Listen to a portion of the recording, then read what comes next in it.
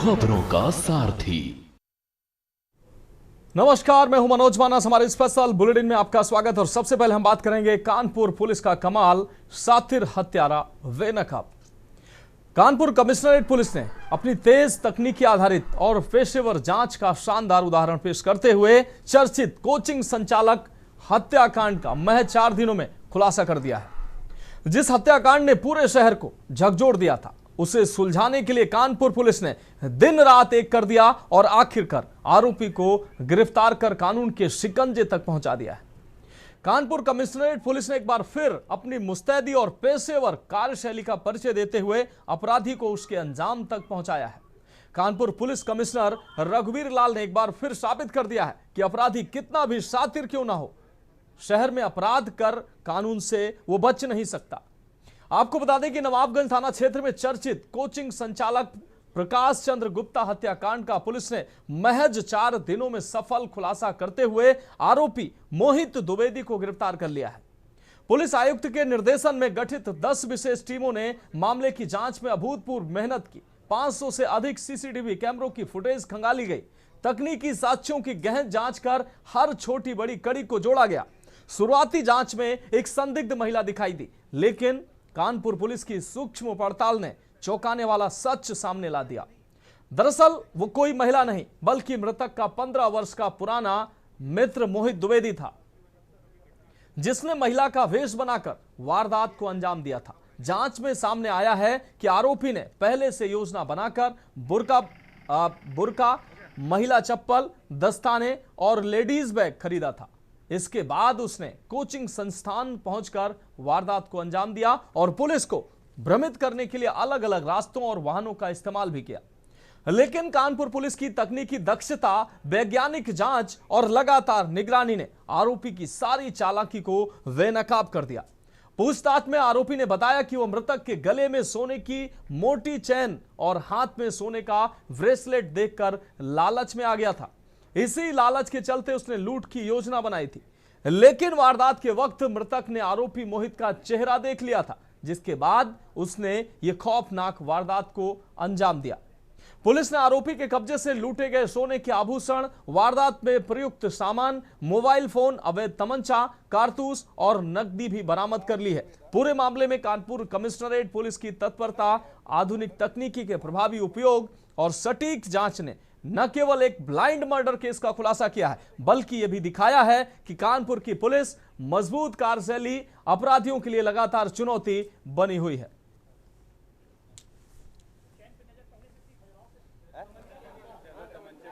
ये 31 तारीख को एक कोचिंग सेंटर के जो संचालक है, उनकी हत्या होता है। उनका नाम है प्रकाश गुप्ता और इसके सर पे चोट थी और घसीटा हुआ बॉडी था।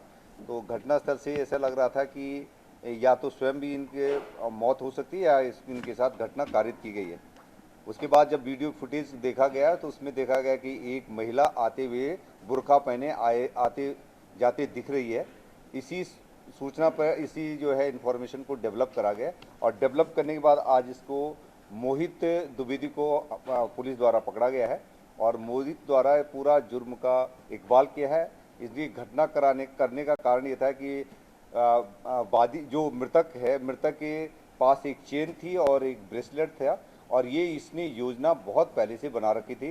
ये खजुराहो होली के टाइम पर गए थे और उस समय पर इसने उसके गले में जो चेन देखी थी उसकी वैल्यू करीब 5 लाख के आसपास थी और इसको उसी समय से उसे लूटने का एक प्लान बन गया था। और जिस दिन इसने घटना करनी है उससे पहले इसने अपनी पहचान छुपाने के लिए यूट्यूब के माध्यम से कि यदि घटना करनी है तो पहचान कैसे छुपाई जा सकती है, तो इन्हें बुर्के का खरीदा और बुर्के का इस्तेमाल करते हुए ये जेके अस्पताल में के पास जाता है और वहाँ गाड़ी में अपने हुलिया चेंज करने के बाद घटनास्थल पर जाता है और गूंगा बन करके इसने एक स्लिप दी उनको कि क्या मुझे एडमिशन कराना है और उस पर लेकर के 10 मिनट बाद फिर ये एंट्री पाता है और मौका पाते हुए, क्योंकि मृतक भी नशे में थे और उसने छीना झपटी में वो गिर गए, उनके सर पे चोट लग गई और इसने ब्रेसलेट और चेन को लूट के चला गया। बाद में इसको ये अंदाज़ा नहीं था कि इनको पकड़ा जा सकता है इसमें, क्योंकि ये जो अक्यूज है ये बीएड LLB और MA है, और ये जिसने TGT का एग्ज़ाम भी दिया कल, इंग्लिश में पढ़ा, इंग्लिश का वो है, इससे पहले कोचिंग भी चलाता था, और ये ऊपर नीचे दोनों कोचिंग चलाते थे पहले, और दोनों एक दूसरे को बहुत अच्छे ढंग से जानते थे। 18 सालों से एक दूसरे को जानते थे। शराब पीना, जुआ करना, ये दोनों साथ साथ ही करते रहे थे। और इसने जो है ये मौका पाते हुए कि इनकी चयन को कब कैसे करा जा सकता है, इसके लिए इसने पहचान छुपाने की कार्य योजना बनाई, और बाद में ये फरार हो गया था। और पुनः सब देखने के लिए आए थे कि क्या पुलिस कर रही है, तो पुलिस की एक्टिविटी पर इनकी पूरी नज़र थी। सर, जिस दिन घटना हुई उस दिन आपने CCTV देखे, उसमें पहुंचे कैसे, आपको शक कैसे हुआ कि ये कर सकता मर्डर? ये जो घटना स्थल को देखने के बाद, CCTV फुटेज देखने के बाद एक महिला आती जाती दिखती है, तो उसकी चाल से हमें लग रहा था कि जो फुटेज को हमने बार बार देखा, और एक लास्ट कॉल जो हो रखी थी जिस व्यक्ति से, वो छोटी कॉल थी, उनको हम पूछताछ के लिए ले आए थे, तो ये आभास होने लग गया था कि ये चाल महिला की नहीं है, हो सकता है ये प्रिटेंड कर रहा हो महिला का, और इसी में जो है हत्यारा हो सकता है। तो इसको और हमने डेवलप करा सर्विलेंस के माध्यम से और ह्यूमन इंटेलिजेंस से, और फाइनली हम इनको ट्रैक करने में कामयाब हुए। और अब हम बात करेंगे करोड़ों के पुल में दरार। हमीरपुर पुल हादसे के बाद भी जिम्मेदार सबक लेते नहीं दिख रहे हैं।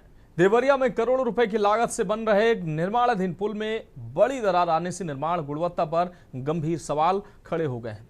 राहत की बात यह रही कि हादसे के समय काम कर रहे मजदूर बाल बाल बच गए। मामला भटपार रानी क्षेत्र की खनुआ नदी पर बन रहे चखनी घाट पुल का है, जो उत्तर प्रदेश और बिहार को जोड़ने वाली महत्वपूर्ण कड़ी माना जा रहा है। करीब 16 करोड़ रुपए की लागत से बन रहे इस पुल में अचानक लंबी दरार पड़ गई, जिसके बाद पुल के एक हिस्से का मलबा भी नीचे गिर गया।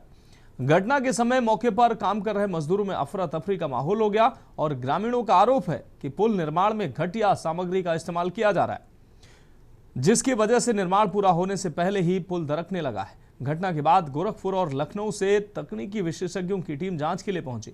सूत्रों के मुताबिक दरार वाले हिस्से को तोड़कर दोबारा निर्माण कराने पर भी विचार किया जा रहा है। वहीं सेतु निगम के अधिकारी कैमरे पर कुछ भी बोलने को तैयार नहीं है। मामले ने निर्माण गुणवत्ता और निगरानी व्यवस्था और संभावित भ्रष्टाचार को लेकर कई सवाल खड़े कर दिए हैं।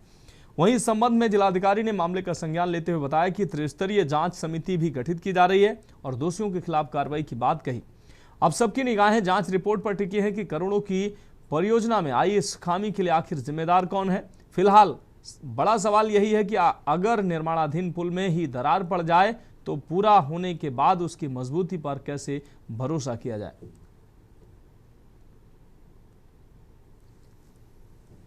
तो निर्माण के दौरान ही 16 करोड़ के बन रहे पुल में दरार देखने को मिली है, जिससे अब निर्माण पर सवाल उठ रहे हैं, क्वालिटी पर भी सवाल उठ रहे हैं। 16 करोड़ के पुल में दरार से लोग आक्रोशित हैं, लोगों ने आरोप भी लगाए हैं, निर्माण पर सवाल उठ रहे हैं। जिम्मेदारी किसकी है, इस सवाल को लेकर लोग जो है वो आक्रोशित हैं। अभी पुल बन रहा है तो इसका ढलाई लग रहा है कि एक दिन में नहीं हुआ है, दो बार करके हुआ है, इसलिए इसमें क्रैक आ गया, गिर गया, बेंड हो गया है। और बिहार में तो ये होता रहता है, हालांकि ये यूपी और बिहार का बॉर्डर है, लेकिन इसका काम सही नहीं हो रहा है, इसलिए ऐसा हुआ है। क्या लगता है पुल चलेगा? ये तो देखने से लग रहा है कि नहीं चलेगा, टूट जाएगा। जब भारी वाहन चलेगी तो नहीं रुकेगा, टूट जाएगा। क्या चाहते हैं आप लोग? हम लोग चाहते हैं कि अच्छा काम हो, हमारे गांव में, हमारे क्षेत्र में है। इस ब्रिज के संबंध में हमें संज्ञान हुआ है कि यहाँ पे निर्माण उस क्वालिटी का नहीं है, और इसका प्रोजेक्ट का कॉस्ट कितना है और इसका स्टार्ट डेट और कंप्लीशन डेट क्या है, इसका पूरा हमने रिपोर्ट भी मांगा है। और इसमें अगर कोई मानक के विपरीत अगर निर्माण हुआ हो तो उसकी जांच भी की जाएगी। त्रिसदस्यीय समिति भी गठित की जा रही है ताकि किसी भी प्रकार का वहाँ पे किसी की जनहानि ना हो। और हम लोग उसमें निर्देशित भी कर रहे हैं कि तत्काल टीम पहुंचे वहाँ पे, ब्रिज कॉर्पोरेशन की टीम पहुंच के अपने स्तर से पहले इसकी जांच कर ले। उसके उपरांत जो 3 सदस्यीय समिति बन रही है उनको भी अपने अभिलोकों के साथ वहाँ पे जांच के दौरान सहयोग करेंगे ताकि इसमें तत्काल इसमें सुधारा जा सके, ताकि किसी भी प्रकार की कोई भी जनहानि उस ब्रिज पर न हो।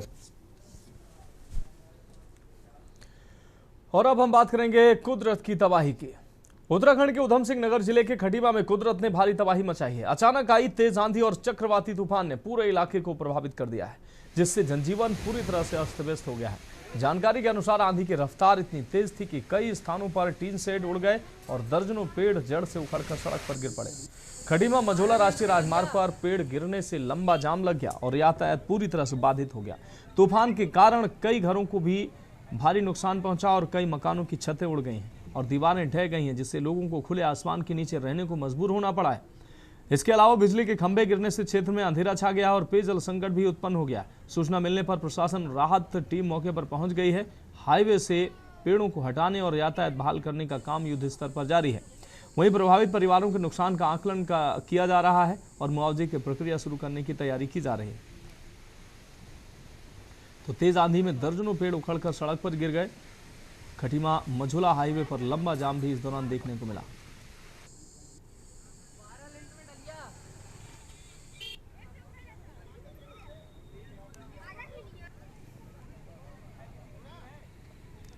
तो प्रशासन की टीमें राहत कार्य में जुटी नजर आई। यातायात बहाली का काम फिलहाल जारी है। प्रभावित परिवारों के पुनर्वास की भी मांग इस दौरान तेज की गई है। चक्रवाती तूफान ने भारी तबाही मचाई है। खटीमा से खबर आपको दिखा रहे हैं। तेज आंधी में दर्जनों पेड़ उखड़कर सड़क पर गिर गए। सैकड़ों मकान भी इसमें प्रभावित हुए हैं।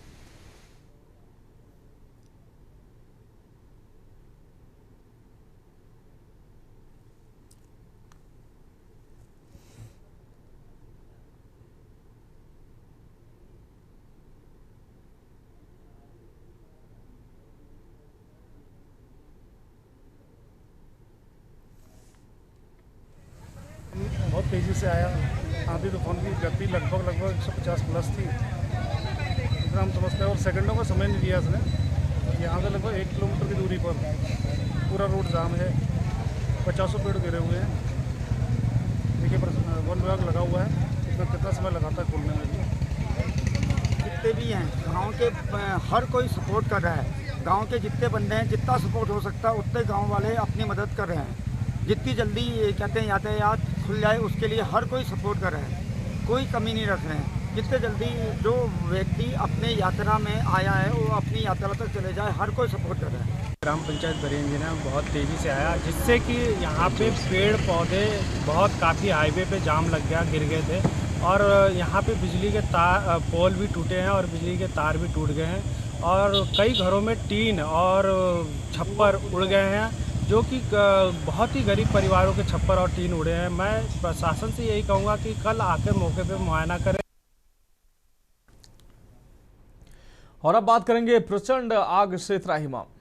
नोएडा के सेक्टर 52 स्थित शताब्दी विहार क्षेत्र में उस समय अफरा तफरी मच गई है जब एक इमारत में आग लग गई। जानकारी के अनुसार नीचे स्थित रेस्टोरेंट में आग लगी, जबकि बिल्डिंग के ऊपरी हिस्से में पीजी संचालित हो रहा था। प्राथमिक जानकारी के मुताबिक आग लगने का शॉर्ट सर्किट कारण माना जा रहा है। घटना थाना सेक्टर 24 क्षेत्र की बताई जा रही है। आग लगते ही मौके पर स्थानीय पुलिस और दमकल विभाग की कई टीमें पहुंच गईं और आग पर काबू पाने का प्रयास किया। फिलहाल किसी के हताहत होने की सूचना नहीं है, जिससे राहत की बात कही जा रही है। स्थिति पर लगातार नजर बनी हुई है। नोएडा सेक्टर 52 के शताब्दी विहार में बिल्डिंग में आग की घटना सामने आई। नीचे रेस्टोरेंट, ऊपर पीजी। इस दौरान हड़कंप मच गया। शॉर्ट सर्किट से आग लगने की आशंका फिलहाल जताई जा रही है। पुलिस और दमकल विभाग मौके पर पहुंचे हैं। आग तो बुझाई गई है, लेकिन फिलहाल किसी के हताहत होने की सूचना नहीं है।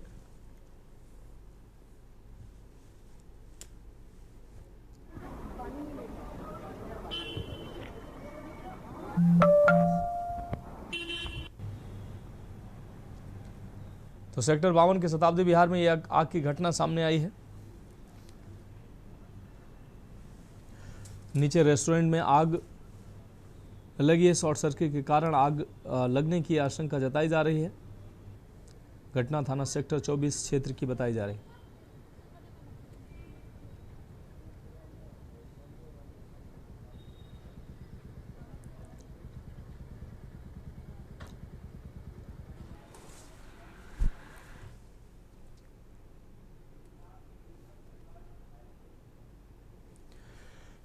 तो फिलहाल हमारे स्पेशल बुलेटिन में वक्त एक ब्रेक का है और ब्रेक के बाद हम बात करेंगे इंसाफ की कीमत परिवार पर भारी। ब्रेक के बाद हमारे स्पेशल बुलेटिन में एक बार फिर से आपका स्वागत। हम बात करें इंसाफ की कीमत परिवार पर भारी। कन्नौज जिले के छिबरामऊ क्षेत्र की एक महिला ने अपनी दर्दनाक आपबीती सुनाते हुए बताया कि उसने अपनी 2 बेटियों को न्याय दिलाने के लिए समाज और परिस्थितियों से लड़ाई लड़ी। महिला के अनुसार वर्ष 2018 में उसने अपने पति को ही अपनी मासूम बेटियों के साथ दुष्कर्म करते हुए पकड़ लिया था। इसके बाद उसने पुलिस में शिकायत दर्ज कराई, जिस पर कार्रवाई करते हुए आरोपी को गिरफ्तार कर जेल भेज दिया गया। अदालत से दोषी ठहराए जाने के बाद वह आजीवन कारावास की सजा काट रहा है। महिला ने बताया कि पति के जेल जाने के बाद परिवार की आर्थिक स्थिति बेहद खराब हो गई। उनके पास 13 बीघा जमीन थी, जो अब घटकर केवल 3 बीघा रह गई है। आरोप है कि पति जेल से ही जमीन बेचने की कोशिश कर रहा है। इस संबंध में उसने जिलाधिकारी से शिकायत कर बच्चों के भविष्य को सुरक्षित करने की मांग की। पीड़िता ने बताया कि वर्ष 2019-20 में तत्कालीन जिलाधिकारी रविंद्र कुमार ने उनकी मदद कर नौकरी दिलवाई थी, लेकिन अब वह नौकरी भी छूट चुकी है। उसकी छोटी बेटी को स्पॉन्सरशिप योजना के तहत मिलने वाली 4000 रुपये मासिक सहायता भी पिछले 7-8 महीनों से नहीं मिली है। वहीं जिला प्रोबेशन अधिकारी महेंद्र सिंह ने आरोपों को निराधार बताते हुए कहा कि बजट उपलब्ध होते ही पात्र लाभार्थियों के खातों में सहायता राशि भेज दी जाएगी।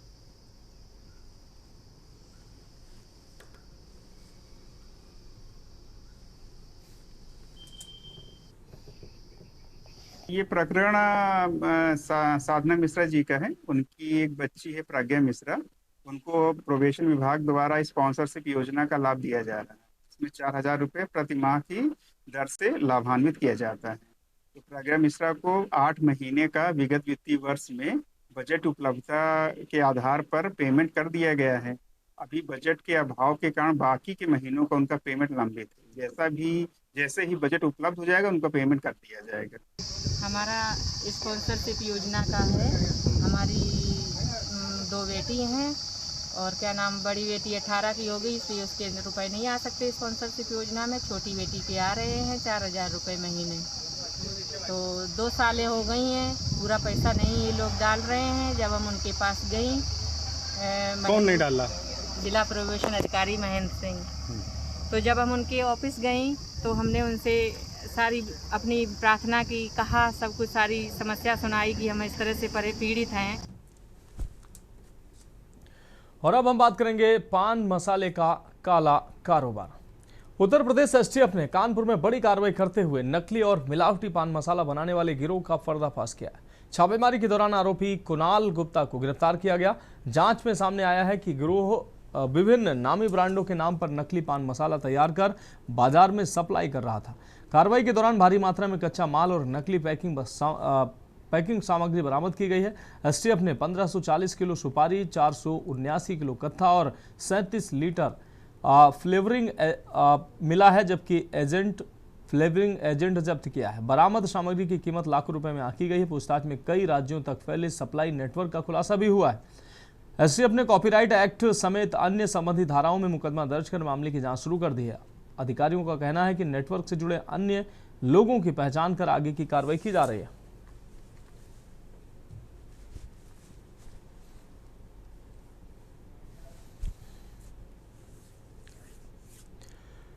तो फिलहाल हमारे खास बुलेटिन में अभी के लिए इतना ही। मुझे दीजिए इजाजत और आप देखते रहिए के न्यूज़ इंडिया।